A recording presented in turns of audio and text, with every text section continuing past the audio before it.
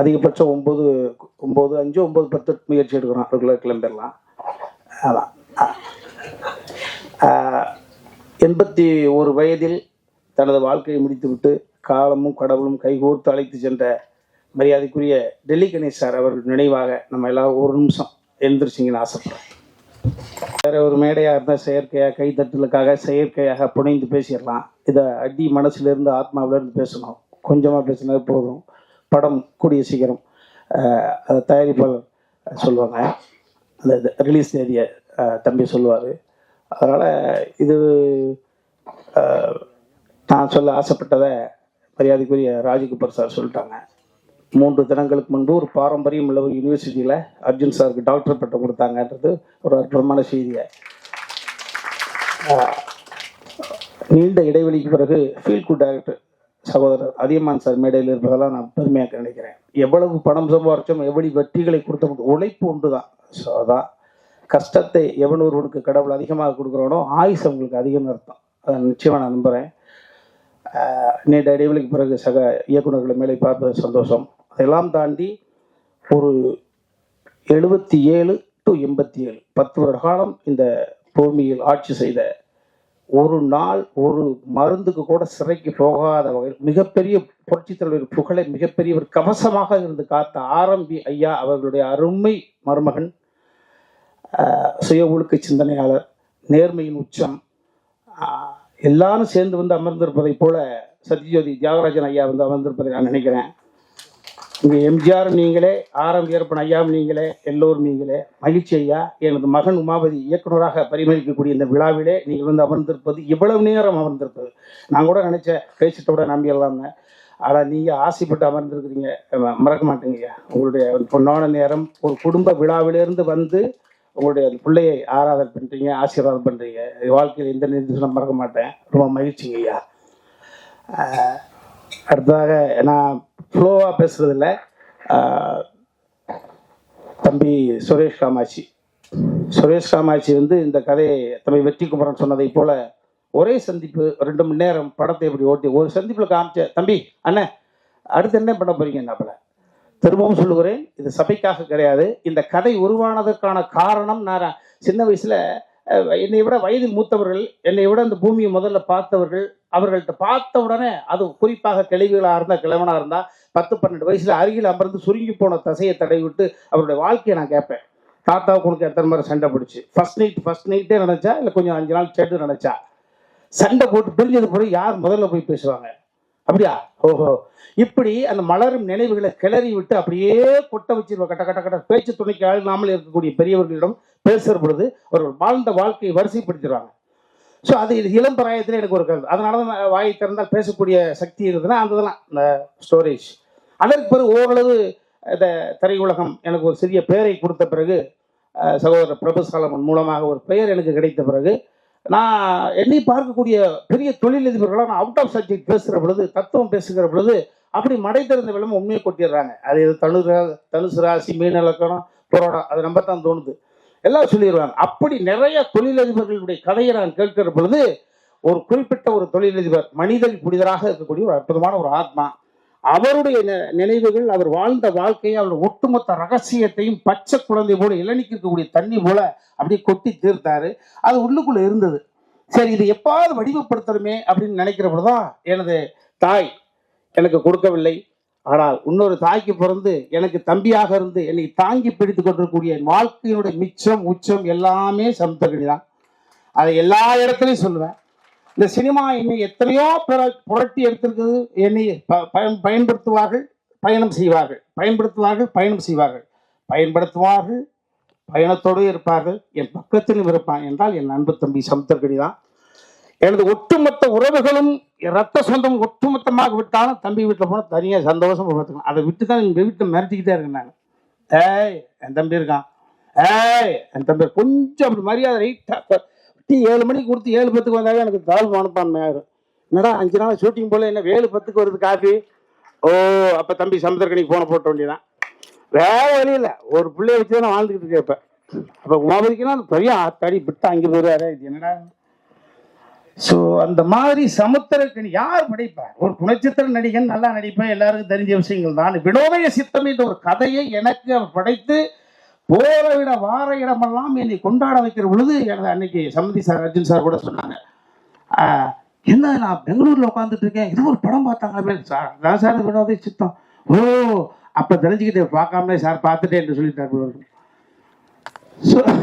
இந்த வினோதய சித்தத்தை தம்பி சமுத்திரக்கணி படைக்காமல் கொடுக்காமல் இருந்திருந்தால் நிச்சயமாக இந்த கதையை வடிவப்படுத்திருக்க முடியாது, வாய்ப்பே கிடையாது. ஸோ எப்படி பார்த்தாலும் பிள்ளையார் சொல்லி 786 சிலுவை குறி 3 குறிகளும் சேர்ந்தாலும் கூட இந்த கதையினுடைய அடிநாதம் என்பது தம்பி சமுத்திரக்கணி என்னை வைத்து எழுதி அதை வெற்றிப்படமாக மாற்றி 22 காட்சி 19 நாட்கள் அபரிதமான ஒரு படத்தை வினோதய சித்தம் என்பது பார்த்தா கொடுத்துச்சு. அந்த தம்பி கொடுத்ததுக்கு பிறகுதான் எல்லா நேரத்திலையும் என்னுடைய பசிக்கு அடுத்தவங்களே சமைச்சு கொண்டு வருவாங்களா, இப்போ பொண்டாட்டி ஊருக்கு போயிட்டு நான் தானே சமைக்கணும்.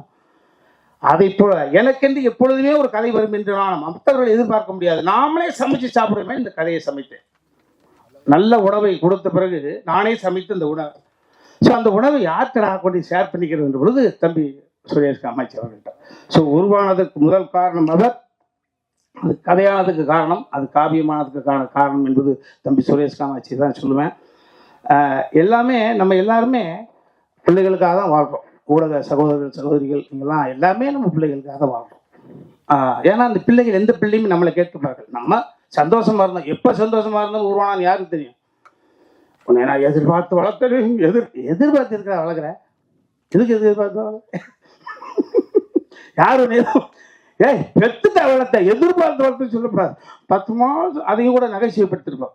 என்ன 10 மாதம் உள்ளுக்குள்ள ஒரே இருட்டு, ஒரு ஃபேன் இல்லை, ஒரு லைட் இல்லை, பரண்டு கொடுக்க பெஞ்சு இல்லை, பேச்சு துறைக்கு ஆள் இல்லை, அதை கூட நகைச்சுவை பண்ணியிருப்போம். அதே போல இந்த உலகத்தில் எதிர்பார்த்து எது கிடையாது. அவன் நம்ம கண்ணு முன்னால குழந்தைங்க ஸ்டடி ஆயிட்டாங்க அப்படின்னா அதுதான் இந்த பூமியில நம்ம 50 60 வயசுலையோ 70 வயசுலையோ 80 வயசுலையோ கண் மூடுகிற பொழுது நமது குழந்தைகள் இந்த உலகத்தில் தனியாக இருக்கிறார்கள், திறனாக அந்த நம்பிக்கை இருந்துச்சுன்னா அந்த ஆத்மா அமைதி படைக்கிறது. அமைதி அடைஞ்சா சொர்க்கத்துக்கு போகுது.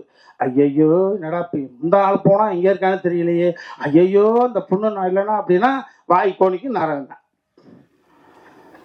ஸோ எவ்வளவு சொத்து இருந்தாலும் ஸோ அந்த வகையில உயரத்தில் இருக்கக்கூடிய அனைவருமே துயரத்தில் தான் இருக்காங்க. நிறைய பேர் பார்க்குறவங்க எல்லா தொழிலும் அலுவலும் நாங்கள் கம்பேர் பண்ணுறோம், ஏழை அப்படி நம்ம சரியான ஆளியா சூப்பரியா அப்படிங்கிறது நிறையா. 95% உயரத்தில் இருக்கக்கூடிய அனைவருமே அது அதிகார ரீதியாக இருந்தாலும் சரி, பணம் படைத்து இருந்தாலும் சரி, அவர்களுக்குள் மிகப்பெரிய ஒரு கொடுமையான உணர்வு தவிச்சு தப்பி வெளியில சொல்லாம அது என்னை பார்த்தவுடன் சொல்றாங்க. ஸோ இந்த கதை நிச்சயமாக உணர்த்தாது, உணர வைக்கக்கூடிய வகையில இந்த கதையை நான் தான் டைரக்ட் பண்ணு சொல்லிக்கிட்டு இருந்தேன். தம்பி சுரேஷ் காமாட்சி ஆசை இருக்கு மேலே போர் தம்பி சுரேஷ் பார்த்துச்சு, அதே இனிமேல் புகழ வாங்கினேன். ஃபர்ஸ்ட் ஷாட் 2 பேரும் கம்பைன் டைரக்டர் போடணும்னு நினச்சிக்கிட்டு இருந்தோம். தம்பி ஒத்துக்க மாட்டேன்ட்டான், உமா ஒத்துக்க மாட்டேன்ட்டான். அப்பா நான் உங்களுக்கு அசோசியேட்டாக பண்ணி கொடுக்குறேன். ஆனால் ஃபர்ஸ்ட் டே என்னடா நான் த்ரூட்டாக நடிக்கிறேன்டா, நான் ஆக்சிடென்ட்னா மூஞ்சி கோடிடும்டா, கொஞ்சம் நான் ஓய்வு எடுக்கிற அப்படியே 2 பேரும் நான் த்ரூட்டாக நடிக்க போகிறேன், தம்பி அண்ணன் நடிக்க போது உனக்கு என்னடா பிரச்சனை இல்லைப்பா டைவர்ட் ஆகக்கூடாது அப்படின்ற. இப்போ சுப்பிரமணியபுரம் என்ற ஒரு படத்தினுடைய விஷயம், சுப்பிரமணியபுரம் என்ற படத்திலே தம்பி நீ என்னுடைய மகன்றதுக்காக யாரும் பார்க்க மாட்டாங்க, உன்னிட தனித்தன்மை என்ன இருக்கு, அவன் தனித்தன்மை ப்ரூவ் பண்ணால் மட்டும்தான் அவன் மீது ஒரு மரியாதை வரும். ஸோ அந்த வகையில் சுப்பிரமணியபுரம் என்ற படம் அந்த படத்தில் அவர் தான் அப்பா டைரக்டரு, அப்போ ஹீரோ ஒத்துட்டாங்க. அப்போ தனித்தன்மை பொறுப்புணுவதற்கான ஒரு விஷயம் இதையெல்லாம் தம்பி சுரேஷ் காமாட்சி உள்வாங்கி அண்ணன் அழகா பண்ணுது தம்பி, நீங்கள் ஒத்துக்க மாட்டேங்கிறேன் தம்பி, ஒரே நிமிஷத்தில் பேசி ஒர்க் அவுட் பண்ணி என்னை இயக்குநராக கொண்டு வந்திருக்காப்புல. அப்போ எனக்கு ஒரு மூத்த மகனோ அல்லது என்னை ஆளுமை செய்யக்கூடிய எனது அப்பாவோ இருந்திருந்தால் நான் சொல்வதை கூட என் பையன் கேட்க வேண்டிய அவசியம் கிடையாது, எங்கள் அப்பா சொன்னால் கேட்பாங்க. அதே போல் ஒரு தந்தை ஸ்தானத்திலிருந்து அவனை இயக்குனர் ஆக்கியிருக்காங்கப்பா. ஆமாம், எங்கள் அப்பா இருந்திருந்தாருன்னா ஜெகநாதன் பிள்ளை இருந்திருந்தாருன்னு எதை செய்திருப்பாரோ அதை செய்திருங்கப்பா. வாட் எவர் இட் இஸ், உன் வாழ்க்கையில் நாங்கள் 2 தடவை கலந்துருப்போம், எவ்வளோ உயரத்துக்கு பாரு கொண்டு இருக்க வயல் சென்றாலும் உனக்கு கடமைப்பட்டவனு சொல்லிட்டான். நான் சொல்லாமல் இருந்தது சங்கட்டம், ரொம்ப மகிழ்ச்சி. ஸோ இந்த எல்லா தம்பிமார்களும் இந்த படத்தில் நடித்த அத்தனை நிறைய நிகழ்வுகள் இருக்குது, அதை நாங்கள் ஷேர் பண்ணிப்போம். ஆமாம், மீண்டும் நான் சொன்னால் செயற்கையாக இருக்கும். இந்த படம் நிறைவாக வந்திருக்கு, எனக்கு பிடிச்சிருக்கு. ஆமாம், அது எனக்கு பிடிச்சிருக்கின்ற காரணத்தினால தான் இவ்வளோ நேரம் சிரிச்ச பாருங்க, முகம் நல்லா இருக்குது. என் மனைவி வந்திருக்காங்க. ஆமாம், எனக்கு வந்து வாழ்க்கையில் ஏற்ற இறக்கம் எனக்கு இனிமேல் அவள் தான். எங்கள் அம்மா இல்லை, எங்கள் அப்பா இல்லை. என் தாயாகவும் தந்தையாகவும் இருந்து பார்க்கக்கூடிய மனைவி தன் மகன் எனக்காக வரல. அதை திரும்ப சொல்கிறேன். அர்ஜுன் சார் எனக்காக வரல, அதையும் சொல்லி பண்ண நான். ஆமாம், இதெல்லாம் நிறைய சொல்லி பண்ணாங்க. என் மனைவி எனக்காக வரலன்றத அப்புறம் உமாபதிக்காக தான் சிவமகனுக்காக தந்தையை தாய் வந்தாங்க. அதே மாதிரி தான் என் மகள் எந்த நிகழ்வுகளுக்குமே போனதில்லை. ஜஸ்ட் ஒரு கோல்டு மெடல் வாங்கின புள்ள. ஆமாம், அது வந்திருக்கு. என் மருமகன் மேலே உட்காந்துருக்காரு. அந்த வாய்ப்பு கிடைச்சிச்சு. அவரே ஒரு 2 சீல் நடிக்க வச்சுக்கிட்டோம். போட்டு லாக் பண்ணி வச்சிருந்தோமாலே. ஆமாம் ஆமாம். அதே மாதிரி எங்களுடைய இன்னொரு மகள் எங்கள் குடும்பத்துக்கு வந்த ஐஸ்வர்யம், பெரிய பெரிய கொடை, காலம் எங்களுக்கு கொடுத்த கொடை.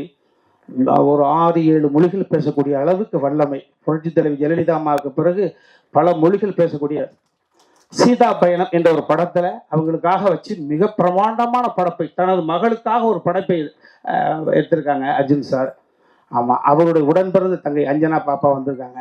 இது ஒரு அற்புதமான குடும்ப விழா. அதை இன்னி பல வருடங்களாக பார்த்துருக்குறீங்க. இந்த அன்பு தம்பி சமுத்திரக்கு நீங்கள் 5:30 மணி ஃப்ளைட் பிடிச்சி புள்ள ஓடி வந்து உட்காந்துட்டு இருக்கு. ரொம்ப மேலே சொல்ல மாதிரி எல்லோருமே நல்லவர்கள் மாதிரி, நல்லவர்களெல்லாம் சேர்ந்து ஒரு காரியத்தை செய்கிறோம். அது நல்லதாகவே நடக்கும். அந்த நல்லதை உங்களிடம் மட்டும்தான் நாங்கள் செய்வோம்.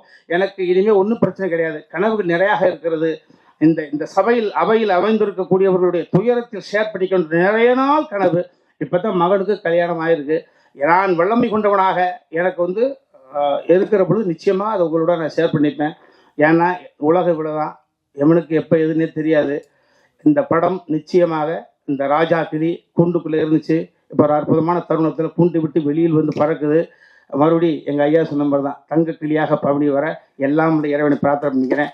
யாரையாவது விட்டுருந்தால் நிறைய மேடைகள் இருக்கு, அங்கே பேச போகிறோம். சேனல்ல விடாது. அதனால் யாராவது விட்டுருந்தா பண்ணிக்கிறப்ப ஃபோன் போட்டு அழுகாதீங்களா, மகிழ்ச்சி. அப்புறம் என்னையும் ஒரு நாயகனாக ஒத்துக்கிட்டு இந்த பாடல்களுக்கு நடிப்பதற்கு ஒத்துக்கிட்டு அந்த பொண்ணுங்களாம் எதற்க ஐயோ இல்லை, சினிமா அப்படி இல்லை. இப்போ அதில் அனுபவம் தான். அந்த அனுபவங்கள் வந்து உள்வாங்கிக்கிறது. பெர்ஃபார்ம் என் மேலே எனக்கு நம்பிக்கை இருக்கா. நான் எப்படி ஒரு அரவிந்த் சாமி சாருக்கு எனக்கு என்ன பெரிய ஒரு 45 வயசா வித்தியாசம். என் மீது கொண்ட நம்பிக்கை அவருக்கு தந்தையாக நடித்து, அதை போல எனக்கு அற்புதமான சகோதரி சொன்னாங்க ப்ரெஸ்ல, ராஜா இங்கே கிளிகள் எங்கே, ராஜா இங்கே கிளிகள் இங்கே. இன்னும் 2 கிளி இருக்குது. அந்த 2 கிளி வரல. அந்த கிளிக்கு ரெக்கம் வச்சு கொஞ்சம் பறந்தாங்க தெரியுது. ஸோ எல்லாம் இறைவனுக்கு நன்றி. உங்கள் அனைவருக்கும் 9 மணி வரைக்கும் இருக்கிறீங்க. ஐயா நெல்லை சுந்தரராஜன் சார் ரொம்ப மகிழ்ச்சி. எல்லாருக்கும் நன்றி, எல்லாருக்கும் நன்றி.